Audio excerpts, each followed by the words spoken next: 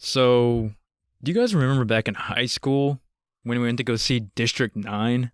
Yeah, that's a great movie. And you guys loved it, and I hated it, and you guys just berated me for hating it.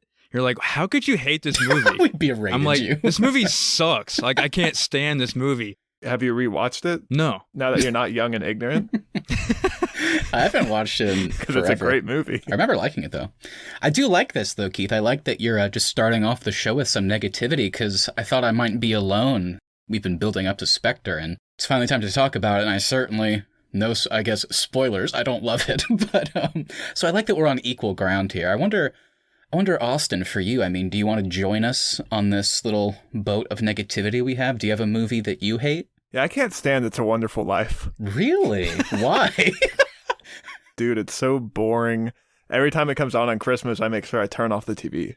You don't change the channel? You just leave the room? Nope, I just turn it off. Oh, that's funny. For anybody listening, remember to go back and listen to our Christmas movie bracket, because Austin actually does like A Christmas Story. That's which true. I was really surprised about. I thought Austin was going to rip that movie apart. I put It's a Wonderful Life on my list, and Austin said we couldn't do it.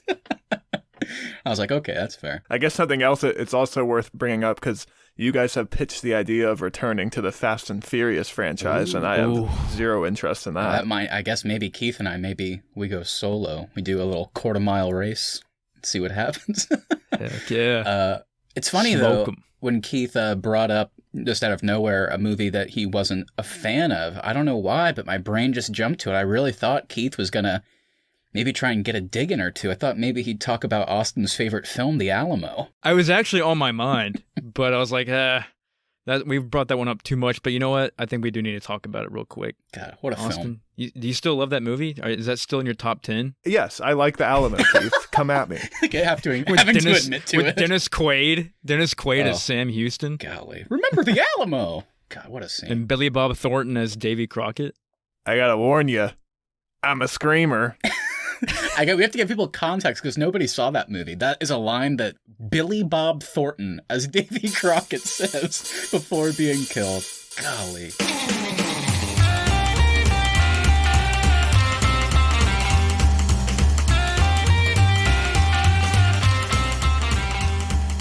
What's up, everybody? Welcome back to another episode of The Arnies. I'm Austin Terry, and I signed up for a smart beard, so Monty Penny never shaves me. I'm Matt Johnson. I got hair implants so I can keep up with Q's ferocious bush. And I'm Keith Baker, and I need a cleanse. So I'm going to go to the Austrian clinic to drink a digestive enzyme drink. On today's show, we'll be wrapping up our Daniel Craig James Bond series in review with Spectre. We have to say wrapping up because No Time to Die has been delayed a year and a half from its original release date, and who the hell knows if it'll actually come out this October. So let's consider this a mid-season finale of sorts. But first, Matt, how was WandaVision this week? Man, WandaVision just keeps surprising me in the best ways. I love it. I just love it. I can't wait to see where this goes. Only a few episodes left, so it's with kind of that bittersweet feeling of I don't want it to end, but I'm just so curious what's going to be happening by the finale. So yeah, everybody, if you've been watching WandaVision and didn't know, we do review each and every episode as they come out. So check your podcast feed, wherever you get your podcasts, and see what we think about the biggest show out right now. Awesome. So last time we covered Bond, we discussed one of the most critically acclaimed and universally loved entries to the franchise, Skyfall. Today, it's time for something a bit different. Spectre is the movie that famously made Daniel Craig say he would rather slit his wrists than ever play Bond again. Guys, why don't you give me your opening thoughts on Spectre after a rewatch? When I first watched Spectre in theaters, I liked it. I didn't like it as much as Skyfall, but I did enjoy it. And I did enjoy the villain in it. I enjoyed the story, the locations. Overall, I thought it was a pretty good movie. This watch, did not enjoy it so much. I thought it was a little long. It felt really long. A little. The villain was not as cool and not as menacing as I remember him being. Yeah, there were some flaws with this movie I definitely noticed this time watching that I did not see before. And that's all I'll say for now. Yeah, I'm having a hard time remembering if this is my first viewing of this movie. I either saw it in theaters and found it so forgettable that I literally did not remember a single scene, or this is actually the first time I've seen this movie. Either way, though, I I enjoyed it more than I expected to, just based on all the setup Matt has been giving it. I have major issues with the third act, though. I think there are some great individual, like, James Bond scenes that I really enjoy in this movie, but overall it's a bit of a downer, especially coming off of Skyfall. This is only my second time seeing this one. I did not see it in theaters. I watched it for the first time last year. At the very beginning of quarantine, I was like, you know what? I want to rewatch all the Daniel Craig Bond movies. And I was actually kind of excited because I was like, it's perfect because I can actually lead up to Spectre, one that I haven't seen. I know No Time to Die is coming, but I actually have this nice little surprise of one that I haven't seen at all. So that'll be cool. I knew it wasn't received super well, but I was still looking forward to it. And on the first watch, I actually was, even though I joke about hating the movie, I was kind of where Austin seems to be at now, which is I actually kind of enjoyed a lot of it. And there's some individual moments that are really good. But then when it gets to the third act, I genuinely believe that the third act of this movie is so bad that it retroactively makes the rest of it, like, you question it, like, what? Like, it just makes things worse, particularly with the villain, because whenever they try and plant that in the beginning, it makes you think less favorably once you get to the end. And now, on a rewatch, it's weird, because now that I know it's coming, I guess it kind of forced me to, I don't know what you want to say, pay more attention or to the details or whatever. But basically, the first time I enjoyed it, but I hated the third act so much. And this time, I still hate the third act. And I think the first two acts are a bit kind of, I just don't like them as much as the first time because I know it's coming. And I think there are some silly things in there that don't pay off at all. And I just didn't enjoy as much this time. So yeah, I'm pretty down on this movie. It's a shame because, like Austin said, it's coming off Skyfall and Casino Royale, and whatever you think about Quantum, I still think there's fun moments there. And this one, I think its biggest sin is it's just really fucking hollow and boring and way too long. All right, well, we're going to roll our segue music, and when we come on back, it'll be time for the movie facts of Spectre.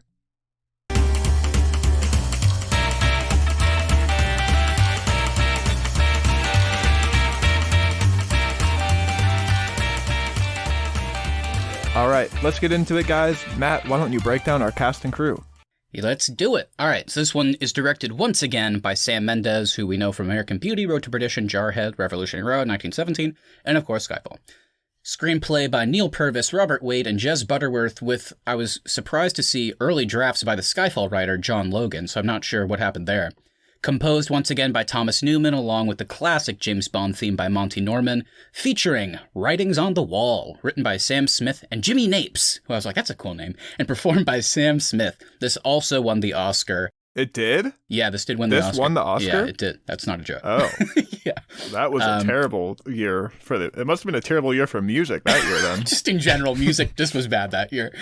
We almost had legendary English band Radiohead performing the song Spectre, but it was deemed too melancholy, and we'll talk about that in a sec, because regardless of what you think about that song, I just find it funny that they rejected that for being melancholy, but then had Sam Smith do a song, which is like his whole thing. Anyway, the cast, of course, we have Daniel Craig as James Bond 007, Leah Seydoux as Dr. Madeline Swan, Christoph Waltz as Franz Oberhauser, a.k.a. Blofeld, Ray Fiennes as M, Naomi Harris as Moneypenny, Ben Whishaw as Q, Monica Bellucci as Lucia Sciarra, Andrew Scott as C, Dave Bautista as Mr. Hanks for no reason at all, Rory Kinnear returning in the underappreciated role of Bill Tanner, with, of course, Jesper Christensen returning as Mr. White to close out his story from Quantum, and Dame Judi Dench does make a quick little appearance as the previous M.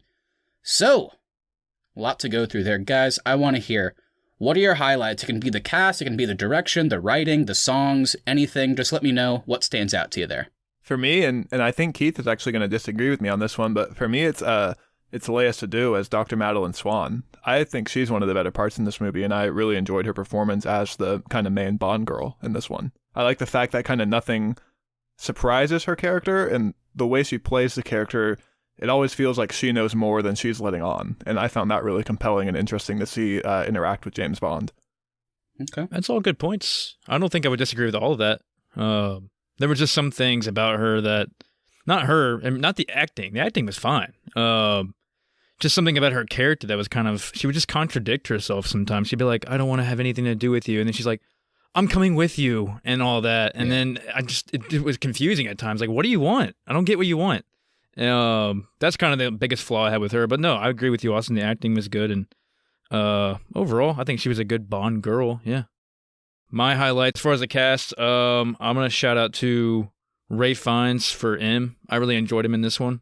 He had some of the better moments in this movie. Yeah, he is kind of like what they did with Judi Dench. They really elevated his role in this one, just like they did for her in Skyfall. Mm-hmm. I'll do mine pretty quick. Not even making a joke. It's just I genuinely don't have too many highlights when it comes to this group.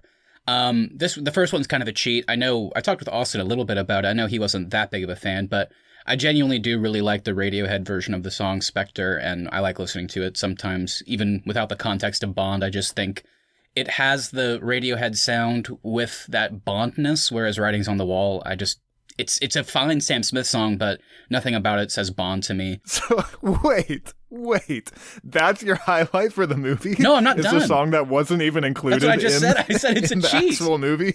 That's how bad you think this is? I said it was a cheat. I was going to keep talking. Yeah, it's a good song. It's so good that I had to mention it first, even though it's not in the movie. As for what is in the movie, not really much to say. I do agree with Austin. I think Léa Seydoux gives a really good performance. I also agree with Keith that the way the writers use her is strange. But Ray Fiennes also, like you mentioned, definite highlight. Q, I really do enjoy the Q and Bond relationship continuing. In this movie, we get a bit more of it, and I always have fun with that. Yeah, I'm looking through it. That's kind of it. Monica Bellucci was barely in the movie. I thought she was fine. And the only other, I guess, genuine highlight is even, I guess, same thing, even though he's barely in it. I do like seeing Jesper Christensen back as Mr. White. I think that scene is really good. And and again, there's some weirdness story-wise, but the acting's great. And I do like that they at least attempted to close out some of the weird open plot holes from Casino Royale and Quantum. Again, this movie also retcons most of that, so it's weird. But you know what? The scene he was in was good, and I like seeing him. So one thing I got to bring up before we move on is this was the first movie. I know Daniel Craig's talked about how he wanted to be done in Skyfall because he felt like he was getting too old.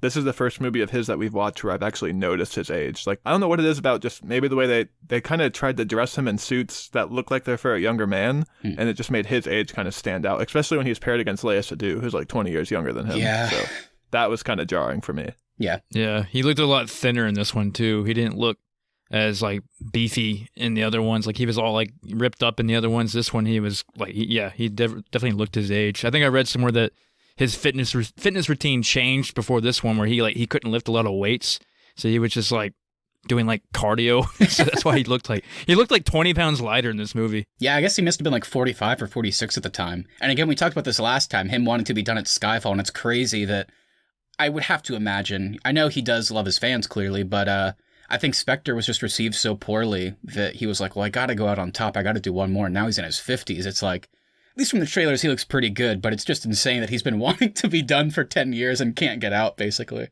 In the trailers for No Time to Die, it looks like they're actually playing him like he's older. They like, are. In this movie, it looks like they're still trying to play him like he's a young Bond, I know. and Daniel Craig's just not that young in this movie. That's a good point, yeah. From what we've seen in No Time to Die, they're playing into it, whereas here, it's like they don't even reference it. It's so bizarre. I still think he looks his oldest in Skyfall when he's in M's apartment when he gets back from Turkey, and he has the gray beard. He looks 90 years old right there. He doesn't look as old in that scene to me, Keith, because he's not trying to fight Dave Bautista, who's a pro wrestler. He just throws him around. 200 pounds heavier than him. Golly. What a great character. It is now time. It's Keith's week for production nightmares. Keith, take it away. Give us some production stories. Share with us some trivia. Let me just start off here. So reportedly, Christopher Nolan was being seriously considered to direct this movie until Sam Mendes decided to come back for another one. Producer Greg Wilson said that Chris Nolan would be a dream choice for a future Bond director. We would, of course, be interested to have that discussion with him. We would like to do the same type of movie. It would be a dream to be with Nolan. I can't picture that at all. It's like when we did Casino and they were talking about how they wanted to get Quentin Tarantino. I couldn't picture either one of these directors directing a Bond movie. You couldn't picture Nolan at all? I could picture Nolan. No, because he likes to do all these like converging plot lines that like make sense at the end, and he likes to mess around with like, I guess, elements like time and all that. I don't know how any of that would like. It kind of works for Batman because he's got the crazy comic book-esque villains.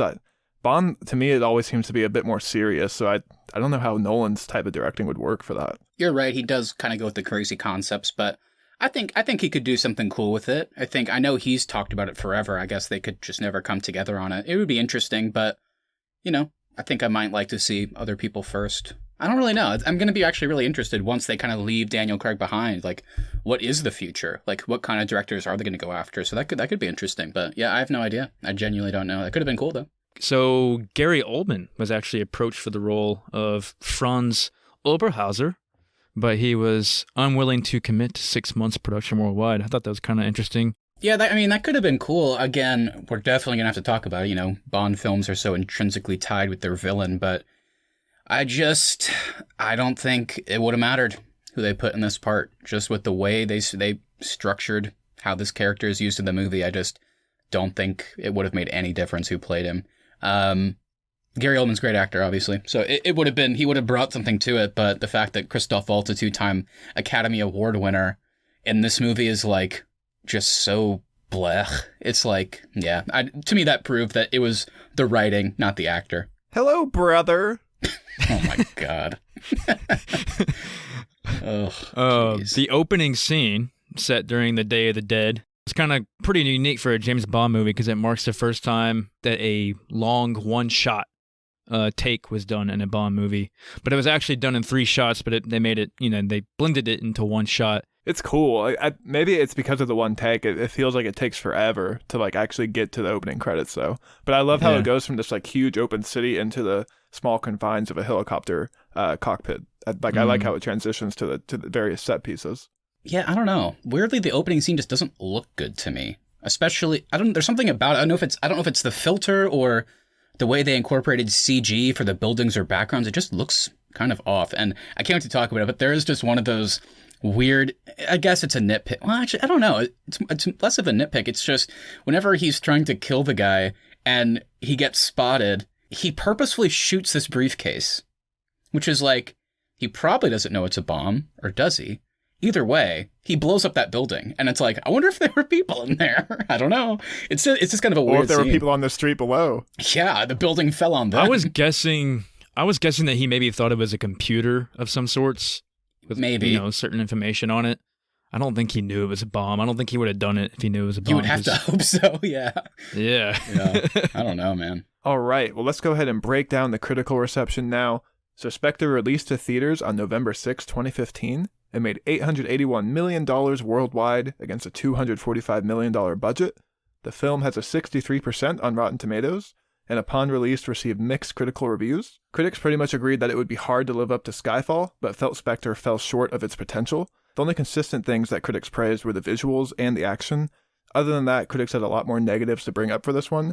Forbes actually called it the worst Bond movie in 30 years. Damn. That's not true. Because, those other, besides GoldenEye, all of Brosnan's movies are terrible, but I guess to a level, once we got one of them, whenever Die Another Day comes out, you just expect it to be what it is. Whereas this one, I guess maybe there was more hope going in, but that's a big statement right there. All right, so what was Spectre criticized for? The biggest things were a 2.5-hour runtime that failed to bring anything new to the screen. It also had a meandering and hard-to-follow plot that contains too much retconning of previous movies. Critics also felt that it had a forgettable villain and just a strange third act. They also felt the audience is asked to believe that the stakes are high, but nothing ever feels as urgent or as emotional as it did in Skyfall. And finally, Daniel Craig's performance was actually criticized as well, with the Charlotte Observer calling him James Bourne. That's funny. Got him. Okay, there's a lot there. Keith, what jumps out to you? What are you kind of agreeing with or disagreeing with from that? I'm agreeing with maybe 75% of that. Mm-hmm. Maybe not to the extent that they're saying, but I can see where they're seeing all of that. Yeah, for sure. Especially when it comes to the meandering plot, as they say. There was a lot of confusion in this plot that I completely forgot about from seeing from the first time. The villain, who knows what's going on with him? We'll get into that. Yeah, I'm kind of with you. I think I agree with most of the negatives, at least to some extent, kind of like you said, Keith. Yeah, there is something to the whole Daniel Craig being bored. He does seem a little bit bored on screen, very kind of just one note in a sense. And I think part of it's the writing, but it does come off a little bit in the performance. The villain's terrible. I think the third act is terrible. I think there's good stuff leading up to it, but Yeah, it's just one of the weirdest third acts in any blockbuster I've seen in recent memory. I just genuinely don't know how it came together the way it did. Something else I want to bring up is I saw a lot of direct praise for Monica Bellucci, and then like people comparing her to Lea Seydoux, and it's like that's not even really a fair comparison. No. Like Monica's in the movie for 5 minutes and she doesn't raise her tone or change any emotion in her performance at all, and Lea Seydoux has to carry like the entire second and third act of the movie. Yeah, I like Monica Bellucci a lot. I think she's a really good actress. I think she's terrible in this. I don't think she's terrible. It's just, I agree with what you're saying. It's just not a fair comparison. It's just, she's barely in it. But the one thing we can talk about with that is, I guess, admirable is I think she was probably around 50 at the time, as is Daniel Craig. So it was like, it was cool to get some age-appropriate kind of interaction in that way. They actually were sure to state, we finally have a Bond woman as opposed to a Bond girl. Oh, cool. Because of her age. And then the writers are like, this is great. This is so progressive. And then her scene is basically just being like assaulted by James Bond. It's like, cool. I still think the Skyfall one is the most egregious. And that I know you have a lot of issues I think you're with this right. one. After rewatching, I think that's worse. All right, Matt, go ahead and break down our movie summary today. Let's do it. Ba-da-ba-ba-da-ba. Spectre. And maybe... hold on, I gotta start how the movie starts. The dead are alive. Whoa, cool. And speaking of, M may be dead, but she is still sending Bond on missions. Why she waited until death for this, I don't know. Anyway, Bond goes to Mexico City to assassinate Marco Sciarra, and also blows up a building in the process. I think he killed at least 100 people. He takes Sciarra's ring with an octopus on it that has 7 legs. Wow.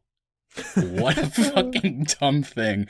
But at least we have Sam Smith wailing a generic Bond song for 4 minutes to keep us company after that.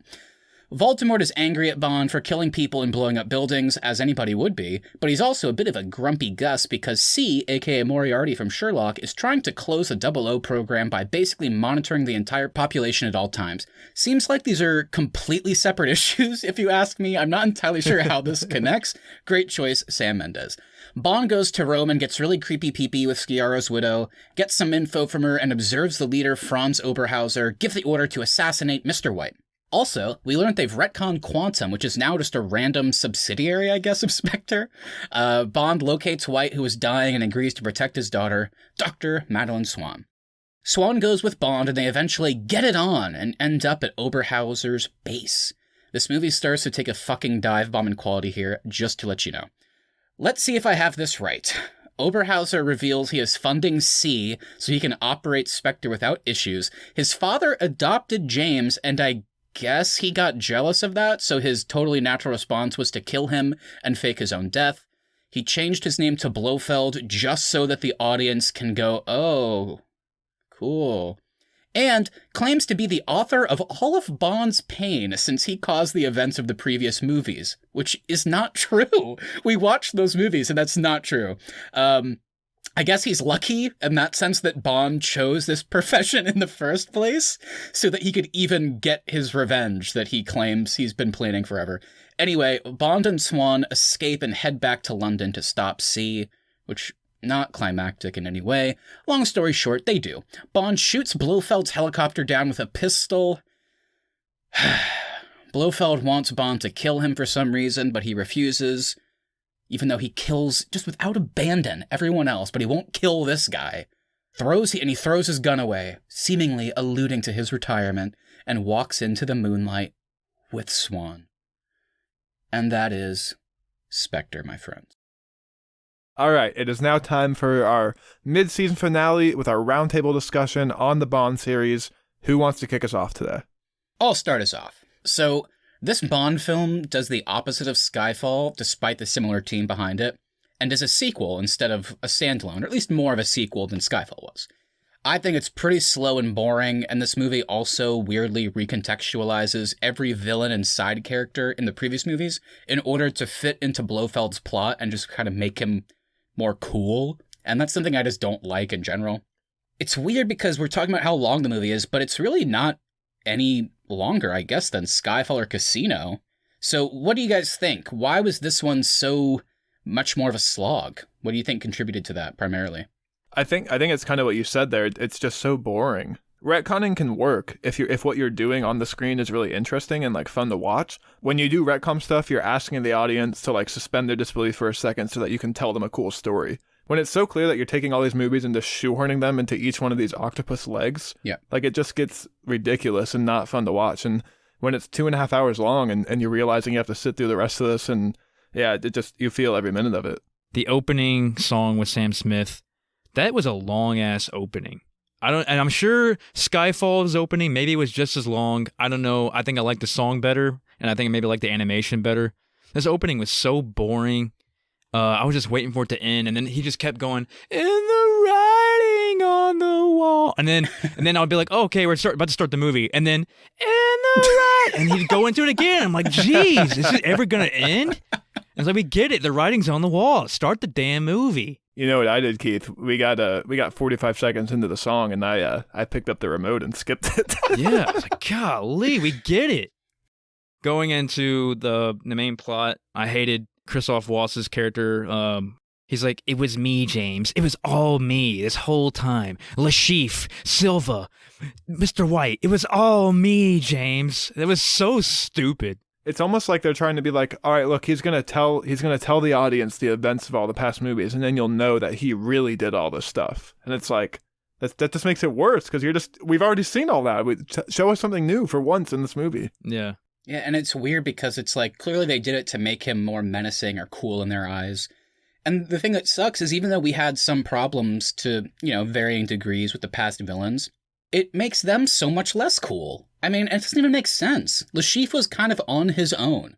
Like, yeah, at the beginning, he was this guy that funded terrorists, basically, but he was kind of rogue most of that movie. Mr. White ended up killing him.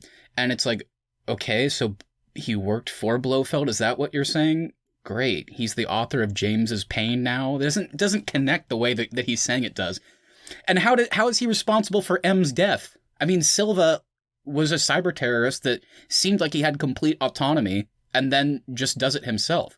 And he was a previous 00. So where does Blofeld come into that in the sense that he's responsible? Did he just say, "Hey, Silva, today's the day, you should go kill M"? He already wanted to. So it's just, I don't know, it makes everybody less cool in the process. Even Mr. White that had kind of this cool mystery is just totally lame. I don't know. It just kind of sucks. The worst part, too, about this is just also the fact that Quantum is a cooler organization than Spectre. Mm-hmm. Like, Spectre is literally trying to be this, like, legion of supervillains where they all meet together in Rome and plan out the world's pain. Quantum is just, like, trying to influence world events, but to benefit their own game. And, like, the way they're involved in all these different activities is a little bit more believable than Spectre is. It's just a weird retcon that I guess they did to appeal to old school Bond fans that are familiar with the Blofeld character and the organization Spectre, but I think Quantum actually did have some cool stuff in it in terms of what they were doing in their goal. Obviously, it's sinister. I'm not saying it's good, but it was interesting.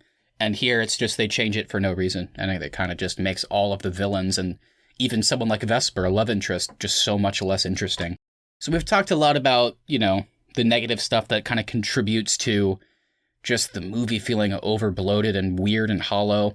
But I wanted to see what you guys kind of thought. Since this is more of a direct follow-up to something like Skyfall, we see more of a team dynamic with the 00 team, if you will. We see, the new M setting him on a mission, and we even, I guess, also see the old M setting him up on the mission. So I guess I'm just kind of curious, did you guys think that there was anything positive leading up? Like, Austin, I know you mentioned that you were kind of on board for at least a portion of the movie. I mean, what were some of the things that you guys actually liked and were hoping they would spend more time on? Like I said, I think this movie does have a lot of great individual scenes. I like the M and Bond relationship, especially with this being the new M. I like that Moneypenny is in this one and helping him out kind of behind M's back. Like, all the action looks good. It's fun to watch. The car chase is great with him and Mr. Hinks. Yeah. It's just the connecting thread. The way they try to weave the plot through all these scenes doesn't work for me at all. I actually like the character of C. I thought they could have done something more with him. Yeah. Maybe him and Onhauser or Blofeld could have been more intertwined, but you never really get to see them two together. Nope. At all. Mm-hmm. So yeah, I think they could have done something way bigger with the whole Spectre motivation, but instead it just focused again on something from James's past with his dad, Alan Hazard's dad being James's stepdad or whatever. It's like, who cares? This is where I also agree with the critics too, because this movie had potential. Like there's a lot of, like we said, there's a lot of cool, like interesting scenes, but they always try to retread the past in this movie. They don't take any risks. They don't show us anything new. And I think you can also tell that this one is heavily influenced by the success of franchises like the Avengers and the Dark Knight trilogy at the time. Like you can tell that the studio really wanted to there to be a James Bond universe where everything's connected, everything's going to follow over from the previous films, and they didn't have that plan in place from the beginning, so they had to try to do it all in this movie, and it didn't work at all. Like really and even wasn't that good. The best connection this one had to the previous ones was Mr. White. I mean, he's pretty much the only one that was actually believable as a connection. Yeah, and they toss out the names like Vesper Lynd and Quantum. They just keep saying them over and over again. Yeah. I feel like Mr. White could have been used in a really cool way. I mean, and again, it's like a retcon that I don't get. I mean, it's like he was so kind of mysterious and we never really knew his role. And I guess it's like maybe he is the leader of Quantum in Quantum of Solace. Maybe that's what they're playing at. So it's like, why can't he just be the main villain? Or if you're going to retcon it, then have him be the lead of Spectre or just something. I don't know. It's just, in a weird way, they tried to, I guess, all their connections were done in the wrong way. I agree that there's too many of them and we don't need to focus on that. Bond doesn't have to be that kind of franchise. But if you are going to do it in some cool and meaningful ways. Instead, they just have a new character in charge of a new organization that just references past events like he's responsible, but he's not. So it's like all the connections are bad when they could have had cool stuff like Mr. White, like Keith said. Easily the best connection. Maybe lean more into that. Instead, he just dies after one scene and then his daughter becomes kind of the MacGuffin of the movie in a weird way. So yeah, it's so weird how they went about it. Yeah, so let's dig into Léa Seydoux' performance as Swan. I enjoyed her performance, and I liked her character for the most part. There was just some things that was kind of annoying to me.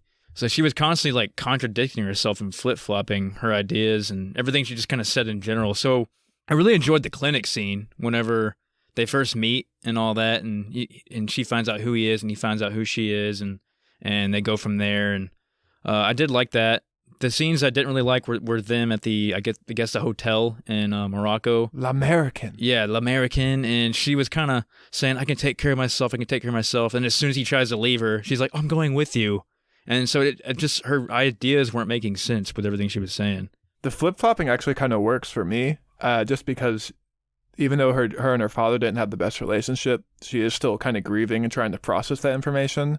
And then I like that she flip-flops when they find kind of the hidden room, because you can tell that she's now becoming more interested in the mystery and is kind of getting bought in.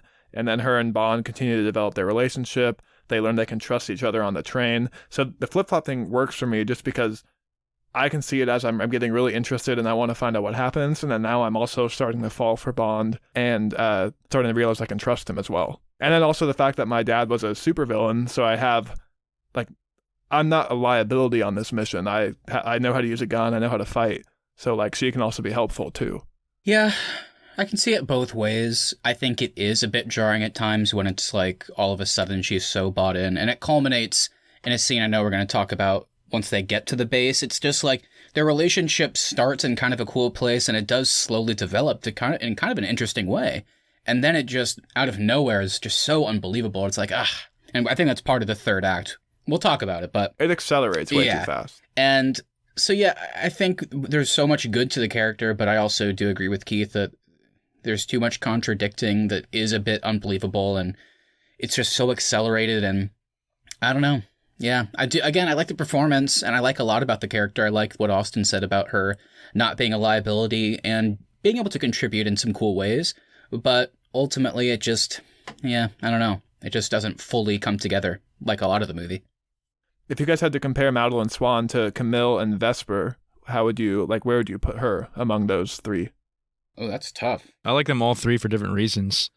Yeah, for me it would be Camille, Madeleine Swan, and Vesper.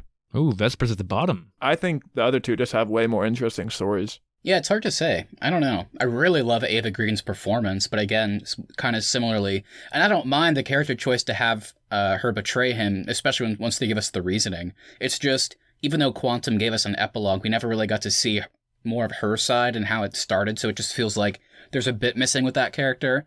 And then Camille, I really liked how she's kind of like the equivalent to James Bond It's just she's never had to do a personal kill before, and how that kind of factored into him accompanying her. So she was really good. I actually don't know if I could rank these. I think they're pretty equal. And I really love Lea Seydoux' performance. I think she does a great job with the source material she's given. It's just, I think there's mistakes. None of the characters are perfect. It's just, they each have big flaws. Maybe this one has the most, but I like them all pretty equally. But actually, you know what? No, number 1 is Strawberry Fields. Big fan. I'd throw Felix Leiter in there too. I like their chemistry, their little bromance. We need more of it.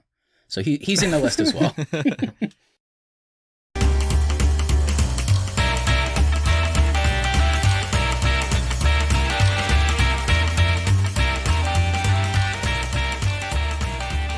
Okay, so this is now the 3rd movie in a row where MI6 and spies are considered outdated, even though in the last movie Bond literally saves all of Parliament from Silva. Are you guys tired of this plot point, and what do you guys also think of C as our secondary villain? I like C as a secondary villain. Like I said earlier, I think they could have made him a bigger villain in this one. There was a lot of things going on in the background with him, actually implementing what Spectre was trying to do as far as taking over the securities organizations of the world and all that. And it just seemed like a little bit more believable of a plot rather than Blofeld's plot was just to get back at his little brother. So, I think they should have played him up more. Yeah, it's I like Andrew Scott a lot. I think he gives a fine performance. It's just weird that the secondary villain and the primary one we know are working together, but we don't ever see them interact in any type of interesting way. And it's also weird because he's doing this for whatever reasons, and Spectre's doing it so that they can kind of, if they're in on it, they can basically conceal their operation from this thing. So it's like, we'll continue to operate. But it's funny because there is actually no motivation. It's just their motivation is to keep operating. You know what I mean? It's like, that's their ultimate goal. And then it makes you go, okay, I guess, as the movie starts, it's like, okay, I guess I can understand what C is saying to some degree. But then the reveal is he's just helping Spectre. So it's like, now he doesn't really have much of a motivation. And then I kind of joked about it in the plot's summary, but it's also like, these just seem like different issues to me. He's talking about how the 00 program's outdated, and I'm here to basically create Minority Report. And it's like, how are these related? I mean, don't you still need agents for stuff? Just because you're monitoring people, you still need agents for things, right? They're not related. So feels like his conflict would be more with Q. Feels like he might be putting Q out of a job. Yeah, that's a good point. Bond. That's a good point. And whenever Mallory's kind of arguing it, it's like, yeah, I agree with him. And these issues aren't related. So it was just goofy that the way they kind of paired these villains together at the same time, not really pairing them together. So it was kind of weird. I don't know. I just think it's so weird that parliamentary commission would have, like, from Skyfall would have signed off on, like, yeah, we're going to shut down the 007 branch. I didn't even think about that. After they were literally just saved from 007 in the last movie. Like, that didn't really make any sense to me. And I also just thought the whole plot with C was so predictable. Like, from the opening scene, it's like, oh, this guy's a villain. There was no twist with that at all for me. I do like Bond giving him the name C, though. I thought that was funny. Just like, I'm just going to call you C. And it culminates in the worst way possible. Whenever he's like, I guess M stands for moron. And then Ray Fiennes is just like, and C, careless. It's like, well, cool. Wow. Very, very fun writing there. I thought he was going to say cunt. I thought it was too. So too. That's what it seemed like it was going to be. It would have been better. Yeah. As I've kind of already alluded to, I was pretty on board with this movie until the third act. I don't know what it is, though, but the third act really does take just a straight dive bomb into the dumpster. I think this movie does have great individual scenes. I like the helicopter fight. I like all of the Bond and Q scenes. They're really fun. Mr. White and Bond's conversation is great. Madeline Swan, like I said, I really like, and I like her and Bond's relationship until the I love you scene, which we'll have to talk about. Even Dave Bautista is a pretty fun villain, and the train fight's pretty great as well. It's just, man, this third act with the weird Joker-Batman showdown, that's where it takes a turn for me. So I know we all are kind of on the same page here. Talk to me about what you guys think about this immediate turn, and what is it about this third act that's so jarring? Yeah, I think there's a lot wrong here. I think the last 30-ish, maybe 35 minutes of the movie is really where it goes from just kind of a harmless, bland movie to making... The second they get to Blofeld's base. Exactly. That's exactly the what second I'm they get to talking about. that base is when it takes a turn. Yeah, I think a big part of that is that's where we get the classic villain reveal. Here's why I'm doing this. And we've already kind of talked ad nauseum about why, but again, it's just, oh, so you're not this guy doing interesting things with this organization. You're not an interesting villain. You're just a guy trying to get personal revenge. And it's like, okay, well, maybe that can be interesting. What are you getting revenge for? And he's getting revenge on Bond for being adopted by his dad. It's like, what? He didn't do anything. And for all intents and purposes, your dad loved you too. It's just, I guess when that attention had to be shared, your decision was to fake your death and kill him. So why are you getting revenge on Bond? He didn't kill your dad. So I just don't get what he's even trying to get revenge for. And then, of course, once again, they do the whole thing like, guess what? Remember Le Chiffre? Remember Vesper? Remember M? It was all me, James. It's like, I'm not going to continue. It's just, we've already talked about, we watched those movies and that's not true. You're a liar. But, and so that contributes. And then, like Austin said, the I love you scene and the torture scene, which is supposed to mess up his brain, but then it doesn't at all. It's like, oh, that was weird. And then it's like, okay, is this the end of the movie? I guess this was weird, but if it ends here, maybe that'll make me feel better. And then there's still like 25 minutes left when they go back to London, and it's like the creepy Joker Hall of Mirrors in the old MI6 building.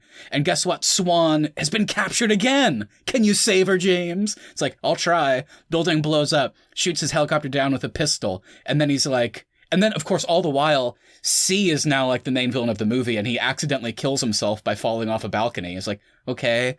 And then after all this, he's like, kill me, James, kill me. And he's like, no. And then it's supposed to be this grand finale. Like, wow. It's just, every decision here was terrible. So it just ruins the movie, I feel like. I don't know. Just a garbage third act. He also hid Madeline Swan behind the one intact door in the building. So, like, she's not that hard to find. Yeah. His base blows up way too easily. One little bullet to a gas line, and that's it. Mm-hmm. One bullet to the helicopter. Yeah, you're right. That explosion is just so jarring. Like, it literally feels like that's where they had planned for the credits to roll. Mm-hmm. They turned it into the studio, and they were like, nope, need more connections. So they had to go back and film more scenes. Like, after the base blows up, it feels like they just tacked on an additional 30 minutes for no reason. Yeah, it's weird. I think they did it just so they could show Blofeld with his iconic look, honestly. I think they were like, we got to get his cool look in there. How are we going to do it? Here's how we'll do it. It's like, cool. Like, it's one of those things where it's kind of like in Into Darkness, whenever they revealed Benedict Cumberbatch's Khan, and it's you, the audience, are supposed to go, oh, I've heard that name. But in the world of the movie, it doesn't mean anything to these characters. Like, Kirk goes, I don't know who that is. Oh, is that supposed to be cool? And Bond here is like, he doesn't even say, I changed my name to Blofeld. He uses the full name. And we're supposed to be like, whoa. And Bond is like, he has no reaction because in the world, that doesn't mean anything. So it's just so weird. They even like made that extra step. It also literally means that the only reason Quantum and Spectre exist is because of James Bond. That's what they're suggesting. Which is just way too much of a connection to make. And I already made the joke. It's like, well, thank God he got into this profession, because if he hadn't, then you couldn't have gotten your revenge on him. So again, it's just a whole extra step. The Mr. White connection still doesn't make quite sense, but it makes a little bit more sense than the whole Silva thing. There's no way he was behind Silva. I mean, that's pretty obvious. Silva was on his own. I know. There's no way he was affiliated with any of that shit. Mm-hmm. It explains it in Skyfall. He was out there just to kill him. Yeah. Why are none of the other villains in the previous movies wearing this ring? Yeah, that's a good question. I don't know. Maybe the writing on Quantum was better than this one. What did you guys think about the fact that Dave Bautista has one word? I don't even think that was him. I think that was someone else that they ADR'd. That did not sound like Dave Bautista. Like, I genuinely think the one line he has in this movie was not even him talking.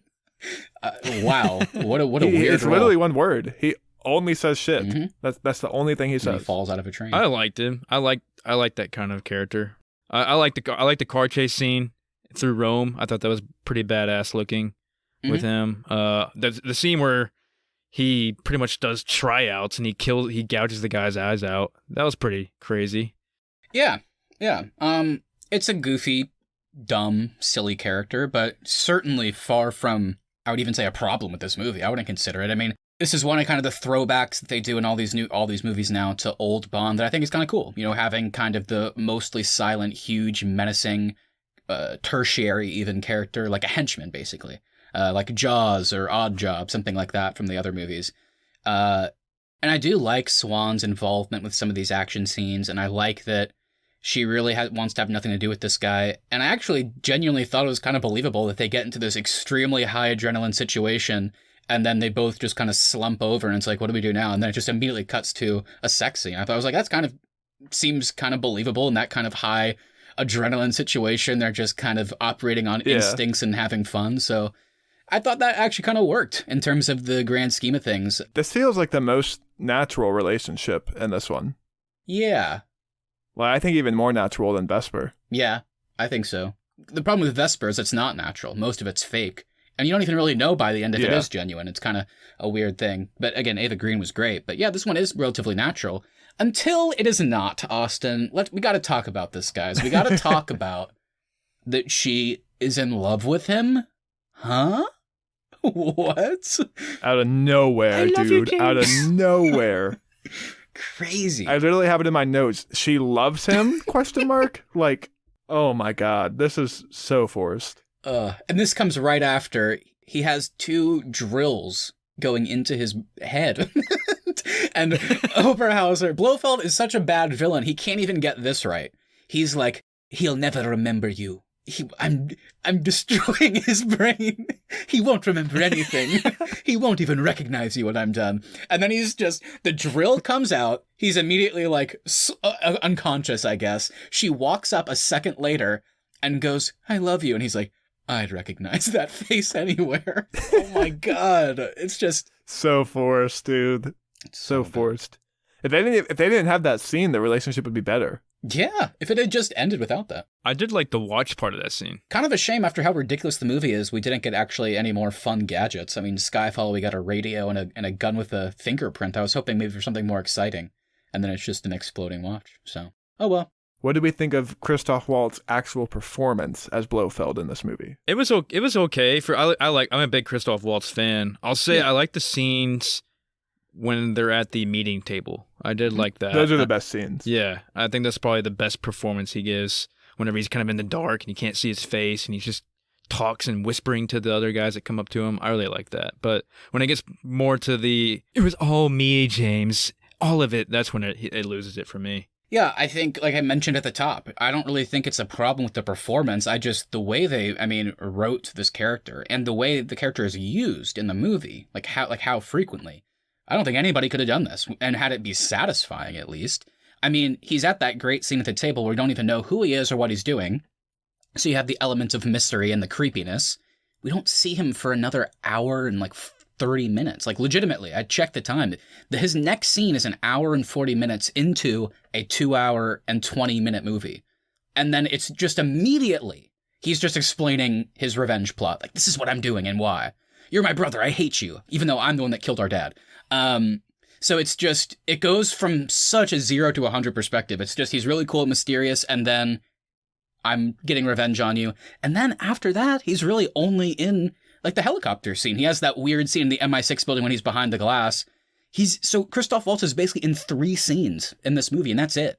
And it's, not satisfying at all. So it's it's not really a problem with the performance, but it's just, wow, just shocking that they thought that they could get away with this, using the villain this way. It's just, I don't know how this got past the writing stage. Yeah, I think Gary Oldman dodged a bullet on that one. Yeah. He did, Keith. That's a good call out. So a lot of these characters, though, are going to be returning in No Time to Die. Madeline Swan will be back. Blofeld will be back. Obviously, the whole Bond team will be back. So what are you guys looking for in this one? Are you guys excited after we've kind of done our series in review? Yeah, short answer is yes. It's almost like it's a pattern. Casino's great. Quantum, I know I really liked it, but I know a lot of people don't. Skyfall, great. This one, bad. We're hoping for something good. How can it be good, Keith? I'm looking forward to Felix being back in it. Yeah, I'm really looking forward to that. I think that's going to bring a big part of the story to it. Maybe there'll be some United States, more United States locations in this one. I'd be down to see Bond in America. Maybe interacting with the CIA, maybe? That could be kind of cool. I'm really excited for this one. The trailers have me so stoked. Is Madeline Swan the first Bond girl to make it into 2 movies? like actually have like a big part in two movies. I think she might be the first. I could be wrong there. Maybe have a big part. Yeah, I don't know if it's ever happened. I can't remember. So I'm excited to see what they're doing with her character. Blofeld implies that she has a big secret, so I really want to know what that is. I'm really, really excited for Rami Malek. He's one of my favorite actors working today, so I can't wait to see him as a Bond villain. I think that's going to be sweet. All the action scenes that they've shown in the trailer look so fun. There's some crazy set pieces where they have like snowmobiles pulling guys on motorcycles, and it looks sweet. I'm really pumped for this one. Yeah, me too. I think one of our big complaints about this one is it just didn't really do anything new. And from what I've seen from No Time to Die, besides Billie Eilish's song, which sounds like they just gave her the note to write another part of basically Skyfall, it does seem to be a lot of new stuff going on. We have a retired Bond that seems to actually be enjoying retirement, has been retired for a while. I don't know if he and Madeline are married, but they've clearly been together this entire time.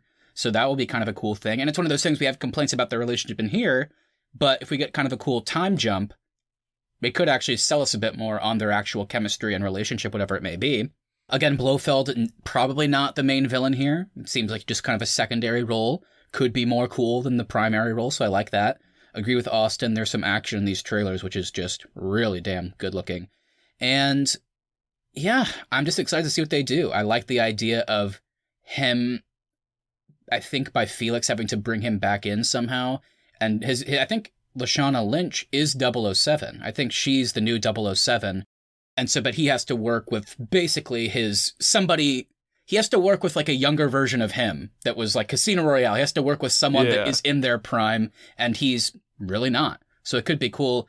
And whereas Skyfall is all about M's past, and Spectre is, supposed to be James's past, it seems like what they're setting up is this next one will be somehow about Madeline Swan's past, and because he's with her, he kind of gets dragged into it. So it could be a really cool dynamic. And I also love Rami Malek. I hope they nail it, because the villains are obviously, we have some great performances, but they're pretty hit or miss in terms of motivation and plot and how they're used. So I just hope they really knock it out of the park. I do trust Cary Fukunaga, the guy that brought us season 1 of True Detective, as the one making this. So I'm just hopeful. I'm excited for it. Obviously, I'm nervous because this is the last one. So you have to imagine some of the plot might actually be trying to give us like a really solid conclusion. I don't know, maybe the death of Bond. Who's to say? But I'm excited, but a little bit cautiously optimistic as well. We also have Anna de Armas joining the cast from Knives Out and Blade Runner as well. So I'm excited to see what she can do. From the trailers, it looks like she's not just the typical Bond girl. She's got some guns and some shootouts going on too. So that'll be fun to see as well. I'm excited. I'm looking forward to it for sure. I'm hopeful. I'm a little nervous, but mostly hopeful. I just hope they knock it out of the park. I want one more great, not just good. I want one more great Daniel Craig as James Bond movie. So let's hope we get it. Okay, well, before we get into our podcast awards today, let's rank the entirety of Daniel Craig as James Bond as we've seen today. Matt, I think I want you to start us off today. All right. I guess it might be a bit of a predictable ranking. Maybe not. And I want to put one of these way higher, but I just can't justify it. All right, here we go. My ranking is number 1, Skyfall.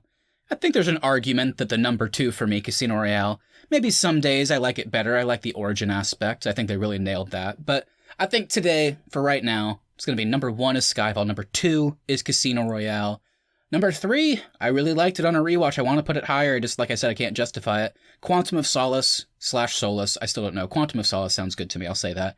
And number 4, a movie that has a lot of good in it, and then just botches it in its third act, and on a rewatch, because I knew it was coming, it made the first and second act worse. It's Spectre. It's the worst for me so far. All right, I'm going to have to just echo what Matt did. I'm going to have to do Skyfall, Casino, Quantum, and Spectre. I think that's the only natural way to go. Casino, I think, could be number 1, but that third act really does kind of just feel forced in there, whereas Skyfall, I think, is just great from beginning to end, so minus the shower scene, but yeah. Yeah. For me, Quantum used to be my least favorite of these two, or of these 4, I mean. I don't know if I want to put it above Spectre, though. I think I might have to tie Spectre and Quantum. I don't know yet. I'm undecided on those two. So I'll have to go Skyfall, Casino, and then Spectre and Quantum are tied for 3rd and 4th. We pretty much all have the same list, so we'll have to see how it changes when No Time to Die comes out. All right, guys, let's go ahead and get into our Arnies Podcast Awards. If you're new this week, this is a segment where we give an award for anything in this episode. Keith, go ahead and start us off today. Yeah, I was having kind of a tough time thinking of one for this, but one that kind of came up up the top of my head would be the Best Bootlegger Award goes to Mr. James Bond. He's good at finding alcohol wherever he goes. He goes to American, breaks a wall, and finds a handle of whatever that was, rum or vodka or something, and starts swigging it. So, Best Why was Bootlegger that Award. buried in a wall? Yeah, I don't know. I'm guessing Mr. White left it there. I don't know. Who knows? I am going to give the Darth Vader Award to C. He has a fall for a death that I haven't seen since Return of the Jedi, and it is garbage. Just like the Return of the Jedi fall is garbage. It's hilarious. He's like, And M doesn't grab him. He just like watches him like stumble and fall. That's pretty funny. I'm going to give my award to someone that doesn't get enough love for his impressions. And by God, I didn't think it would happen, but somehow in this moment, they nailed it. I'm giving the award for the best Sam Smith impression to Keith Baker for him imitating C falling. Whoa! It sounds exactly like that beautiful whale in the intro, and we have to recognize him for it. Sam, if you're out there, give Keith your Oscar. All right, everybody. Well, that's going to do it for us today. Thank you so much for listening. If you enjoyed this episode, please make sure you hit that subscribe button so you never miss any of our upcoming content. Also, if you wouldn't mind sharing us with a friend, that really is the best way to help us continue to grow the show. At The Arnies is our social, and thearnies.media is the website. We will be back on Tuesday for our first return to the brackets of 2021. We will be deciding the best romantic comedy ever made. Nice. I'm excited. That's going to be a fun one. It's been a while since our bracket, so I'm excited to get back into that style of episode. And it'll be fun to rewatch some stuff, so that's going to be great. Also, just got to remind everybody, like we mentioned at the top, WandaVision is still on, which means we are still reviewing and reacting to each and every episode. So check those out. Only a few episodes left, and then we're going to be in Falcon and Winter Soldier territory. Austin did a great job editing our 2-part Dungeons & Dragons episode. It was basically the first little part to our campaign. It was the first time we had ever played. It's released as 2 parts, so go back and check those out. Those are just a blast. So fun. And yeah, really, other than the bracket, all we have to mention for right now is, I hope it's in October, but at some point, we will be returning to our little Bond series here to add No Time to Die into our rankings, break it down. And man, looking back on this episode, whenever it does come out, I just hope we were right. I just hope it's a good one. I have a good feeling, but I'd hope so. So we will return to Bond eventually. I'm going to be so bold as to predict I'm going to be able to put it at number 1 in the rankings. Whoa. That's how excited I am for this one. That's bold, Austin. Very bold. Damn. I'm sure I'll be let down because marketing agencies do a great job editing trailers, but I'm excited. Well, maybe there's something that they're pushing this thing back. Maybe they know that it's going to be a knockout. Who knows? Yeah, I feel like you have to really believe in your movie to push it back 2 years just so people can see it in theaters. But who knows? Who knows? But yeah, remember to go check us out on Instagram at The Arnies. Feel free to direct message us your thoughts on this episode and upcoming episodes. Let us know how your rewatch of Spectre went. Also, remember to go back, rewatch Casino, rewatch Quantum, Skyfall. Go listen to our reviews on those as well, and please give us your theories on what's to come next on WandaVision.